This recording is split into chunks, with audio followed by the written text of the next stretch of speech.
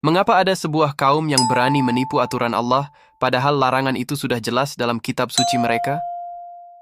Di tepi Laut Merah, di sebuah negeri bernama Ailat, hiduplah kaum Yahudi yang Allah uji dengan larangan khusus. Mereka diwajibkan menjadikan hari Sabtu sebagai hari ibadah, hari di mana berburu ikan sama sekali tidak diperbolehkan.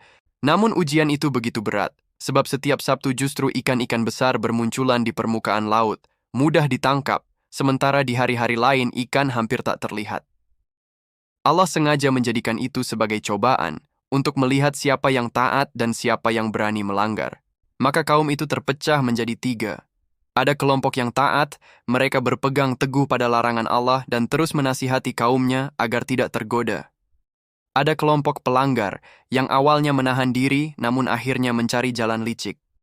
Mereka membuat saluran perangkap sejak Jumat, membiarkan ikan-ikan itu masuk dan terperangkap di Sabtu, lalu mengambilnya di Ahad sambil berdalih tidak melanggar. Dan ada pula kelompok ketiga yang memilih diam. Mereka tidak ikut melanggar, tapi juga tidak menegur, seakan berpaling dari tanggung jawab. Ketegangan pun muncul. Kelompok yang taat menegur keras, "Mengapa kalian menipu larangan Allah seperti ini? Bukankah sudah jelas Dia melarang berburu di hari Sabtu?" Kelompok yang diam menanggapi, "Untuk apa kalian menasihati mereka? Toh mereka pasti akan mendapat hukuman Allah." Namun kelompok yang taat menjawab, "Kami menasihati agar kami punya hujjah di hadapan Allah, dan siapa tahu mereka mau kembali ke jalan yang benar." Akan tetapi, hati yang telah tertutup tak lagi mau mendengar. Hingga akhirnya azab itu benar-benar turun. Allah menyelamatkan orang-orang yang taat.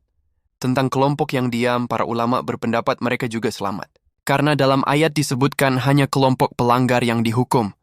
Adapun mereka yang melanggar dengan tipu daya, Allah ubah rupa mereka menjadi kera yang hina. Beberapa hari mereka hidup dengan penuh kehinaan, tanpa bisa makan dengan baik, tanpa keturunan, hingga binasa tanpa bekas, kecuali sebagai peringatan bagi manusia setelahnya. Inilah hikmah besar dari kisah ini. Allah menunjukkan bahwa tipu daya dalam agama tetaplah pelanggaran, meski dibungkus dengan alasan yang tampak indah.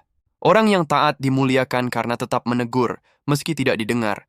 Sedangkan mereka yang licik dihancurkan karena berani mempermainkan syariat.